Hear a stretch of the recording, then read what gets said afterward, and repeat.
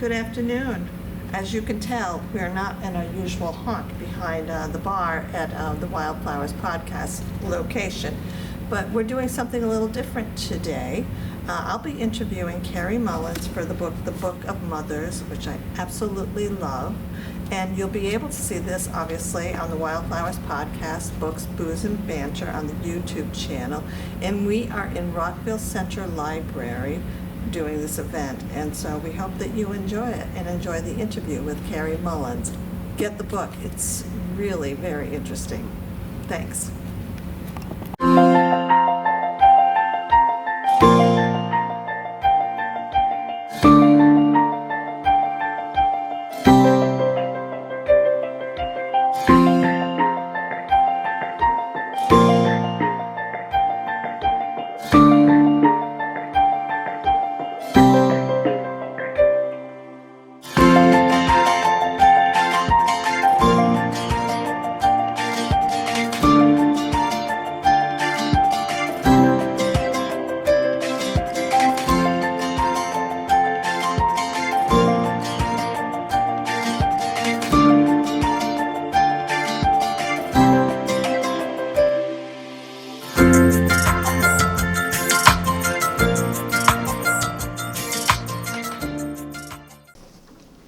Good evening. Here we are at Rockville Central Library, and we are enjoying a fun event. We love doing author events. I'm Carol Honig. You may remember me from Turn of the Corkscrew Books and Wine with Peggy. We had the bookstore here in Rockville Center several years ago.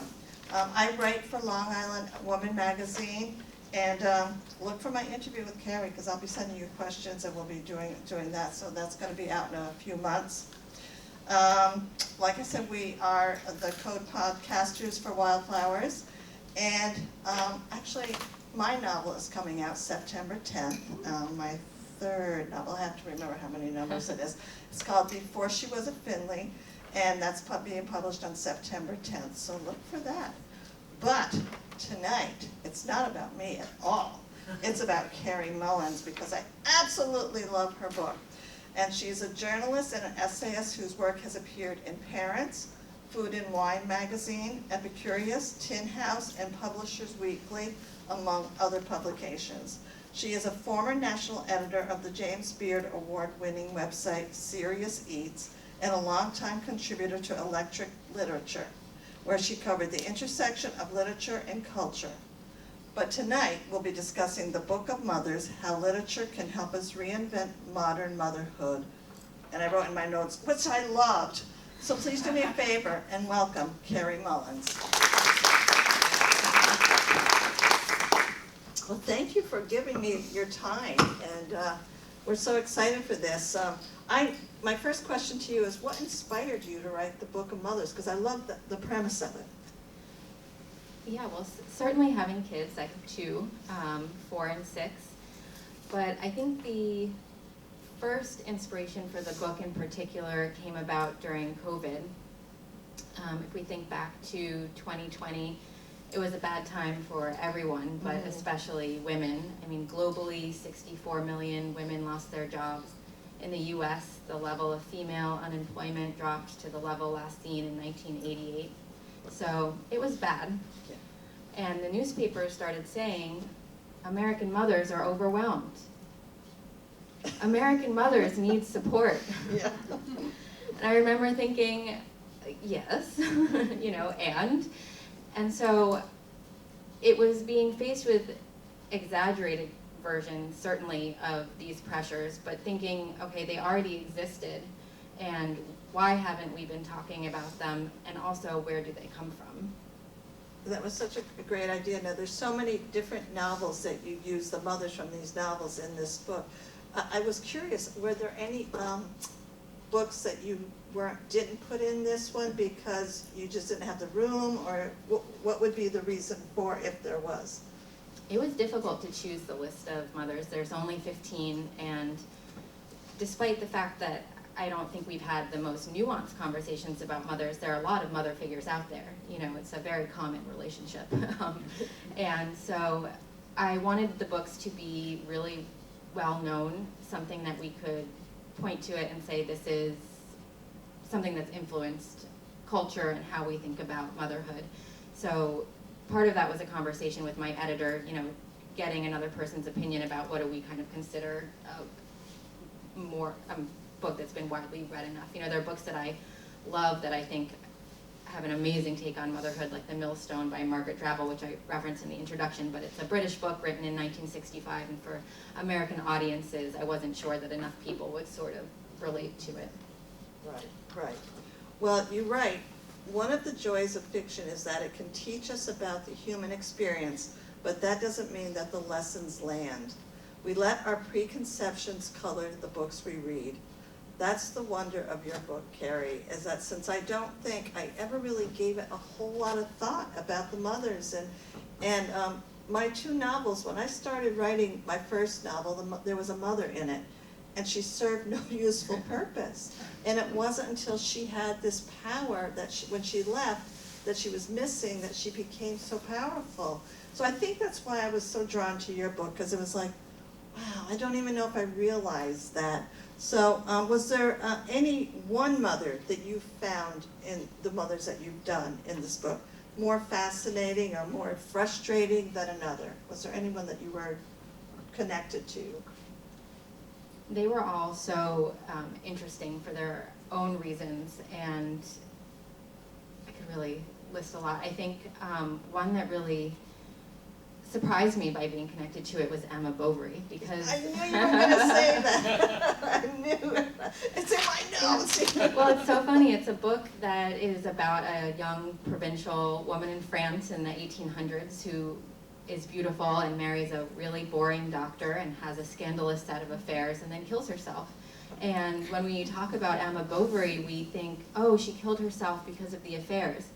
But actually, as I learned when I reread the book, it's not the case. She never gets exposed, and actually what happens is that she's about to be called in for her debts. She's a woman who's addicted to shopping. And so it was funny to see that that was actually what the book was about, and then also to take a deeper look at what Flaubert, the author, was asking us to think about with that. So he was writing in the 19th century when the Industrial Revolution was really changing the way that people shopped.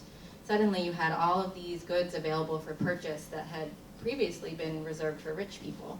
So you could buy teapots and dresses that really signified who you were. And Emma's encouraged to shop like that. And she thinks that she's going to create her dream life through shopping, and it doesn't happen. And that actually feels really familiar as a mother, because I go on Instagram and I see lots of pictures of mothers using, you know, certain kinds of baby dishes or dressing their children in adorable, earth-friendly outfits. And I'm encouraged to think, well, if I have those, I'll be the same. And it's really tempting to act that way, and I've certainly bought things thinking, well, maybe, you know, it's worth a shot. Yeah, no, it's easy to fall into that hole, that's for sure. So you also write, which I found was very interesting, about the Real Housewives, and you compare Gloria Steinem's comments from Watch What Happens Live, and how Gloria Steinem says that the housewives promote damaging stereotypes, and to Roxane Gay's comment, she says, it allows women to be their truest selves. But I don't know, I think I tend to agree more with Gloria Steinem, because I felt like because the Real Housewives is scripted, so much is scripted, I don't know. But I want to know your take on it, because I have a feeling you're different from what I said. Well, I thought it was interesting, so that those two point of views both felt familiar to me. Like, there are times that I watched the show and I thought, like, yes, I mean, it's unusual to have a show that really features women as the central character. That is somewhat new. And allowing them to behave badly. That's sort of when Roxane Gay says that it's a feminist show. She's saying, well, we haven't seen women behave this way before on television. And so that rang true to me. But then equally, when Gloria Steinem says that it's, you know, damaging and promoting stereotypes, like, that feels true also. And so what's actually so interesting is that I reread Pride and Prejudice, and I thought, oh gosh, this character of Mrs. Bennet feels so familiar. You know, she's wants to be wealthy, but in the most ostentatious way. You know, she is not subtle luxury at all. She is always undercutting herself by being tacky and selfish and making herself the victim, and so the similarities were so similar. And I started to wonder, like, does Jane Austen have a view on this? Yeah. And I think she does, because she was writing at a time when views on matrimony were changing in women's bodies, and you were suddenly having women marry for love and not just the transfer of property and wealth. Right. And so you can kind of see this generational split between Elizabeth Bennet and her mom.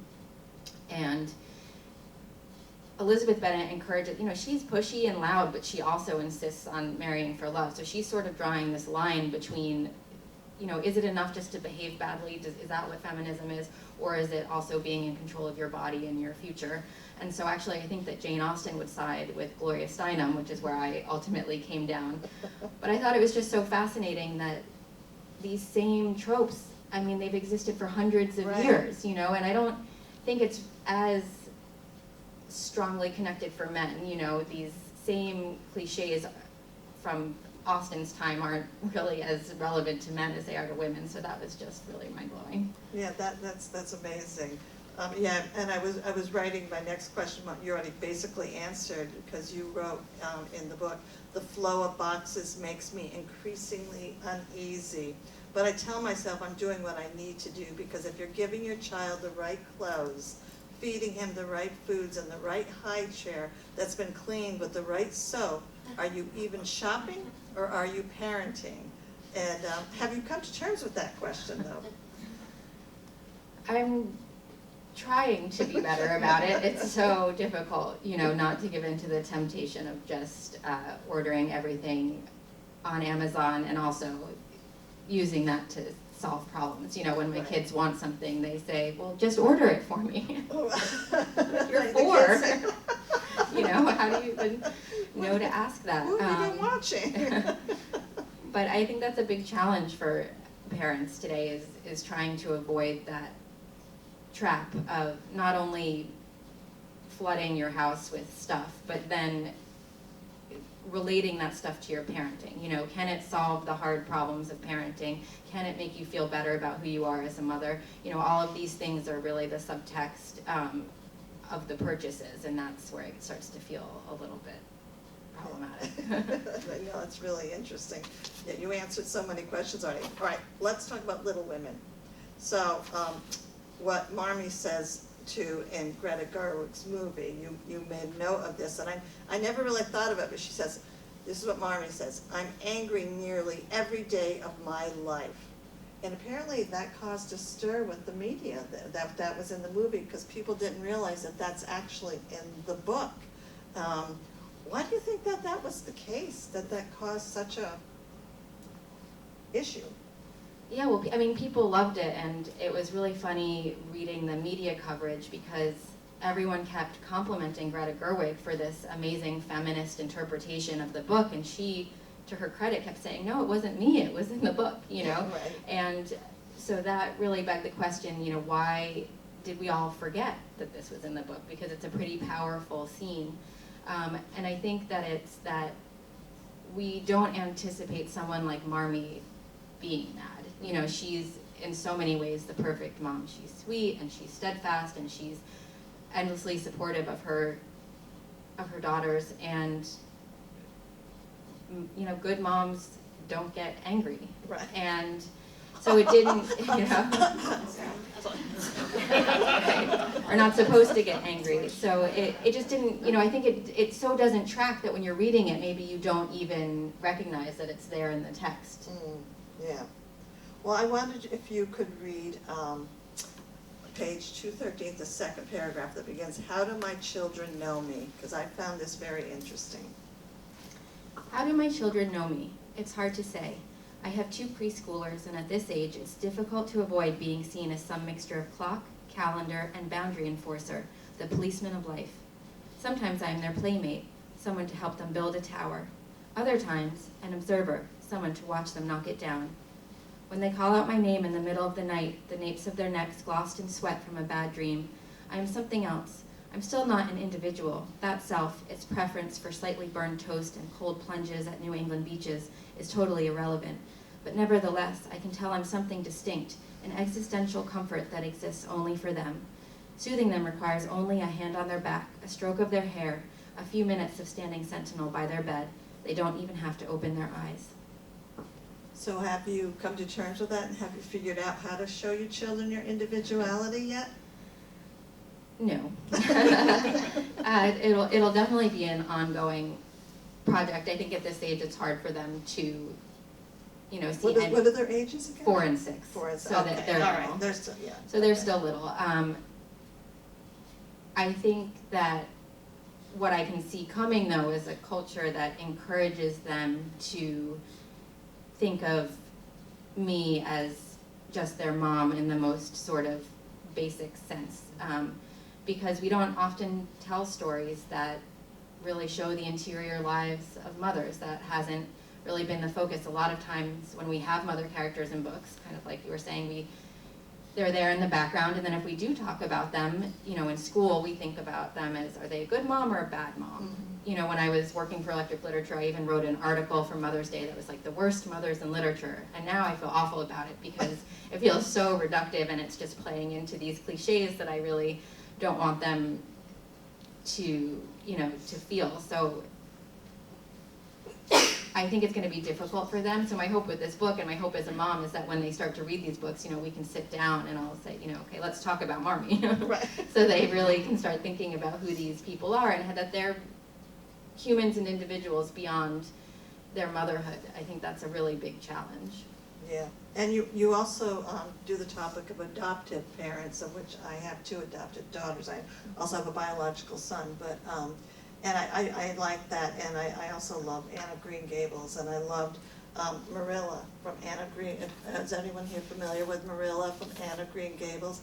And so, and you also point out that then you compare it to like celebrity adoptive parents, and how it's usually the woman, the mother, that's always like the mother. Yeah. that she's the bad person, and it's never will be about the fathers who also adopted these children. Like they're never criticized, and so I do wonder, will there be a book of fathers?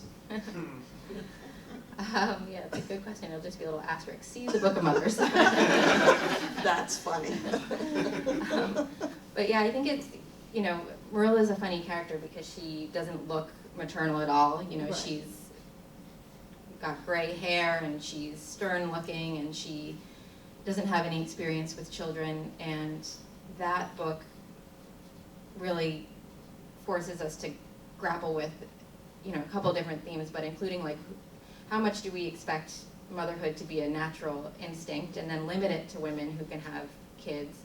And then also, how do we just read women on their looks? It comes up in the Mrs. Weasley chapter too, because J.K. Rowling introduces her as this plump woman with red hair. So Harry is in the train station in London, and he's trying to get to Hogwarts, and he doesn't know how, and he sees a woman who looks very motherly. So in the book I say, well, what if she was wearing like stilettos and a tight dress? Would we want him to go up to her? And I kind of had to reckon with the fact that like, no. First reading that we're going to say, who is this person? Right. So she also recognized that we typecast women in this way, and, we're comforted by frump.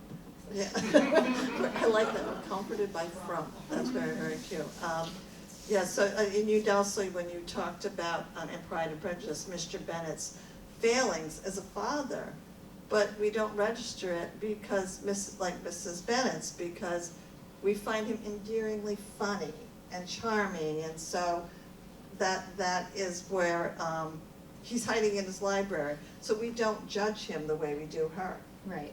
So I just find that interesting. Yeah, it's interesting because Austen doesn't totally let him off the hook. She mentions that, he should be more responsible for his daughters, but it's really pretty stark, the difference between how we feel about Mr. Bennet, he has all these other qualities. He can be funny, and he can be intelligent, and he can be, especially he's a little sarcastic, and so he is intelligent in a way that Elizabeth looks up to, but we ultimately expect Mrs. Bennet to be responsible for the girls. So, when he doesn't step in, it's like, oh, he should have done that. But when she is about to marry them off to their annoying cousin, it really feels like a betrayal of her role, which is to ensure their happiness. Right.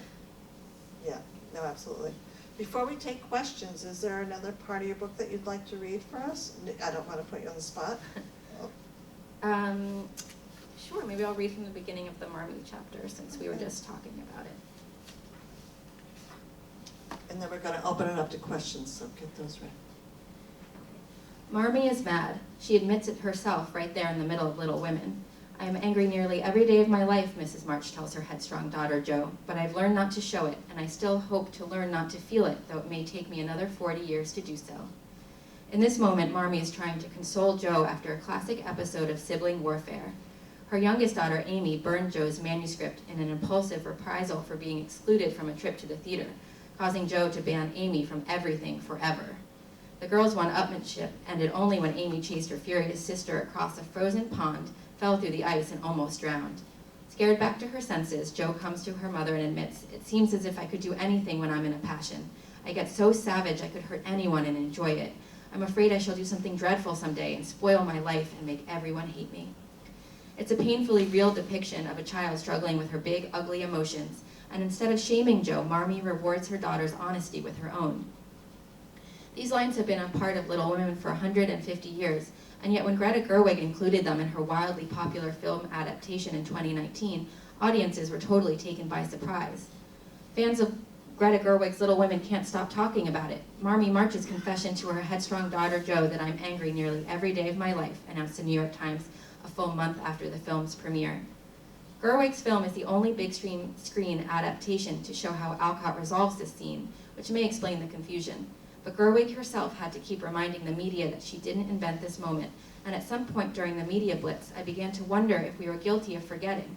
Perhaps the Times should have announced, "Fans of Little Women can't stop talking about it. They don't remember what happens in the book," or intentional oversight. Little Women is one of America's most beloved children's novels. How could we not notice? Now, there are books I've read as recently as a few weeks ago, books I've loved and found deeply moving, whose details already escape me. We all compress novels in our minds, and a certain amount of distortion becomes inevitable when a book is as deeply ingrained in our collective culture as Little Women. Since its publication in 1868, Alcott's novel of the four March sisters, Spunky Jo, Pretty Meg, Gentle Beth, and Snobby Amy, who are coming of age in Civil War-era Massachusetts, has never been out of print. Popularity of that magnitude puts the original work into a funhouse mirror. References until the book is distilled into easily remembered characters, maybe a few vignettes. While Jo has become a heroine for spirited little girls, Marmee has become a proxy for traditional female values. She's sweet, sexless, pious, and adept with the needle and thread. The literary critic Elaine Showalter has noted that Little Women was so well known by the turn of the 20th century that writers like Hemingway and Fitzgerald not only used the novel as a term for sentimentality and female piety in their stories, but did so without having read the book themselves. Over the years, the characters become cultural touchstones independent of their original text. By 2005, the Pulitzer Prize-winning author Geraldine Brooks declared that Marmee is, aside from the Virgin Mary, the most saintly and idealized mother in Western culture. The most idealized mother? To know this is true, just look at Schmoop, an internet-era Cliffs Notes that reaches millions of students across the country by offering the most fail-safe interpretations of classic novels. Marmee, it instructs, is essentially the perfect mother. She works hard but is never too busy to console and counsel her daughters. She cheerfully does charitable work and helps out with the war effort. She's an ideal housekeeper, a loving mother, and a highly principled woman. We all agree with Schmoop, and therein lies the source of our strange oversight. Gerwig forced us to reckon with a contradiction that we had otherwise ignored because it doesn't make sense. Marmee is a good mother, and good mothers don't get angry. Well, thank you so much. That was a treat to hear. So do we have any questions? Oh my goodness, oh, there we go. So with a 4-year-old and a 6-year-old, how do you have time to write, and what is your style of writing? My own mom is so helpful. She's our child care, and also my husband, who's here, is extremely helpful. Thank you.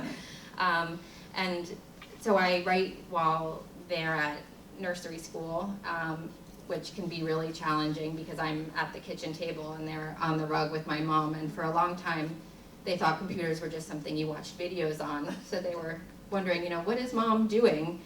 And especially because my husband goes to an office, it was hard for them to understand, like, okay, well, daddy's going to work and mommy's going to sit right there but not play with me. So it was tough, but got it done. My kids are grown adults, but 4 and 6 I recall vaguely as being challenging and you know, exciting and new, and you're meeting new moms and nursery school and whatnot. Have you come across any Marnies? No, you know what, I think the moms in my generation tend, if I'm gonna generalize, to be a lot more like Mrs. Weasley. So that chapter is about how the rise of intensive parenting, which was a term coined in '96, which was the year that Rowling started writing, which describes how mothers are now not supposed to just raise their kids and keep them alive. They also have to be responsible for their emotional, physical, and developmental progress. So basically everything is mom's responsibility. And writing that chapter was fascinating because you just think, oh, this is how we've always parented, but it's really not true. Like if you go back to the turn of the 20th century, the parenting manual said, you know, don't pick up the baby, don't show it too much affection. And then you had Dr. Spock come in the 40s and he started to recommend, okay, like actually love your child, show them physical affection. And then by the 90s you had William Sears who was recommending attachment parenting, which is the idea that you should wear the baby like everywhere, always, you know? And so then helicopter parenting, and so reading this progression, I was like, okay, wow, so this isn't just something that we've always done, it's a set of expectations that changes, and, you know, but it's also hard to just let go of, even though I've done this research now, you know, it feels like I should be doing everything all the time. So I think that's what my generation is more grappling with, the Mrs. Weasleys running around being crazy.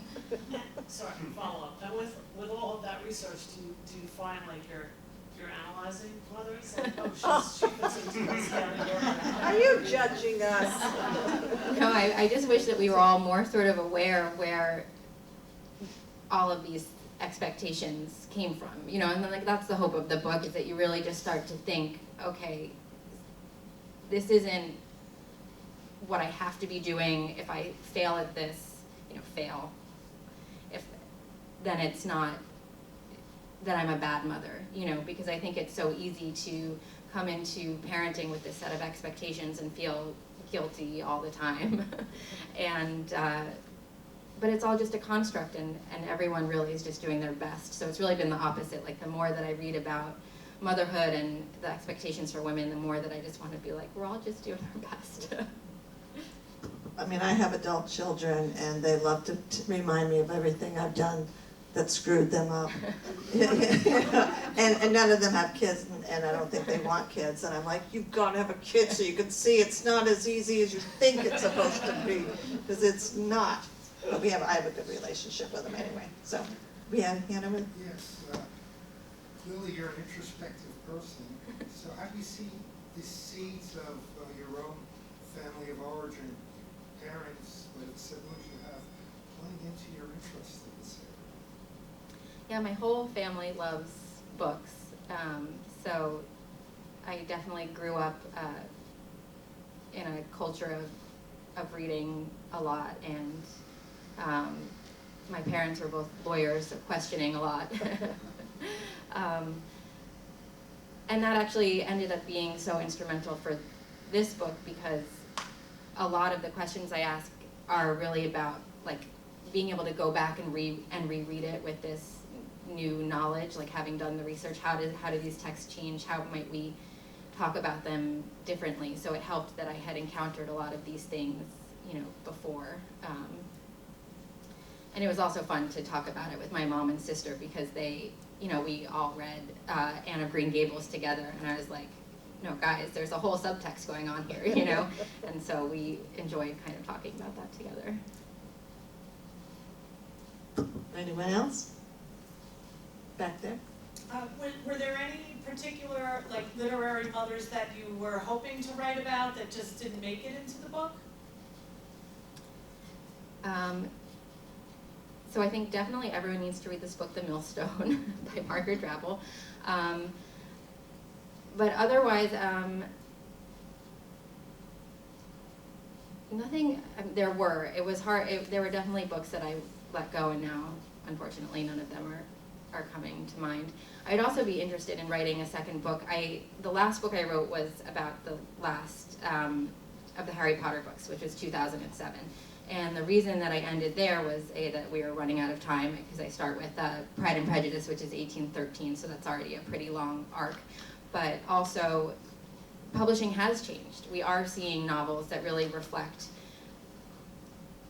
modern motherhood and just are questioning motherhood in a more nuanced and interesting way. So like Elena Ferrante comes to mind, Helen Phillips, The Need, an author named Claire Beams just published a book called The Garden. There's actually a lot of books that are kind of taking like a creepy gothic, like that book is about a woman who keeps having miscarriages and is sent to this hospital where they're trying to save the women, but also it's clearly just sort of an experiment on women's bodies. And so like that book I don't think could have been published 15 years ago. It wouldn't have really found an audience because people weren't ready for it. And so I think there's this great canon of literature coming out that's really trying to offer a more nuanced portrayal of motherhood, which is exciting, and that could be a second book.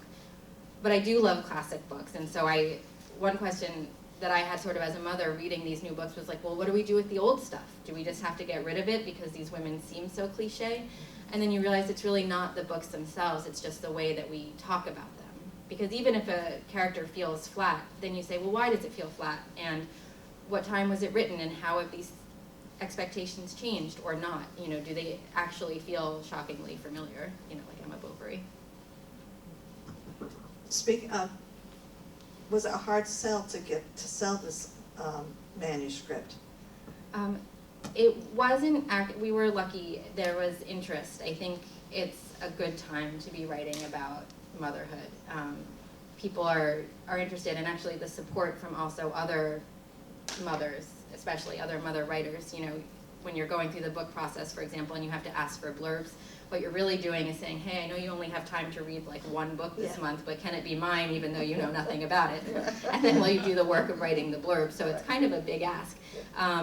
But I think the response I got was so lovely because moms are really trying to help other moms. I think we've all sort of recognized that a lot of these pressures we feel are external, and it's a system outside trying to wear women down, and that if we can build this support from the inside, it's going to help change things. Oh, we have a question way in the back. Carrie, when you were researching for the book, did you come across The School for Good Mothers by Jessamine Chan? Yeah, I love that book. That was So, awesome. yeah, that's a good example of a book I would definitely include in like the sequel to this about more recent books that are interrogating that, you know, that uses this like kind of dystopian way of looking at motherhood. And I wrote about The Handmaid's Tale in this book, and that was really like the first book to sort of do that, was to take a scary, extreme version of reality to talk about how women have it today. And now there are a bunch of books that do that in equally disturbing and interesting ways. Have you thought about writing a book from a different perspective, from the child's perspective, as how they view their parents from when they were young, or how when a child came to a point where they actually viewed their parent or their mother as an individual and not just a mother? Yeah, I mean that I think is an integral part of this book, just because you can't have like mothers without kids. And the book that's in here that most directly spoke to that was The Joy Luck Club by Amy Tan, because that's a book, it's like 4 mothers and 4 daughters, and it tells the story from everyone's point of view. And so that chapter is all about how we as children can find it really difficult to accept that our parents are people and that our mothers are people, and what that moment can be like is a real moment of reckoning. You know, I think I wrote in the book, like, who wants to recognize that their parents are people? Like, kind of no one, because it's really hard. You know, you have to really extend sympathy to them, and then also, not that we're all sitting around victimizing ourselves, but then you have to kind of like let them get away with some stuff. But I think it's so important in terms of seeing mothers as people and recognizing how hard mothering is. And then also I read Arthur Brooks is a Harvard researcher who focuses on happiness, and he did research into parent-child relationships when the child and the parent are older, and he found that if you have a relationship with your parent when you're older, then you tend to report higher life satisfaction. And how do you have a good relationship? And it's actually by not treating parents like emotional ATMs, meaning that you have to have a reciprocal relationship. And then he also said you have to do something counterintuitive, which is to lower your expectations. And that feels, especially for mothers, like so spot on. You know, she's not perfect, she's not an idol. Like if you just recognize that your mom was just a woman doing her best, like everyone's gonna be happier. Amen to that. Any other questions? I don't have a question, but just a comment on that, because I have 2 daughters, and I used to be mommy, and then I graduated to mom, and then by the time they were in their mid-20s, they still call me mom. But I became a real person to them, and then I became grandma, and grandma, you have so much freedom, like I could do anything, you know, so it's really a progression being a mom. That's it. Well, you know, even though Mother's Day has passed, I think a copy of this book for your mom would be a great, great gift. I'm just saying. And I'm sure that you would be glad to autograph some copies. And do me a favor, please welcome. We already welcome. Please thank Carrie for joining us. Thank you very much. Thank you to the library for hosting this. And I don't know if you want to go to the table and sign, or do you want them to bring the books here to sign? Whatever. Either way, yeah. Okay. Either way.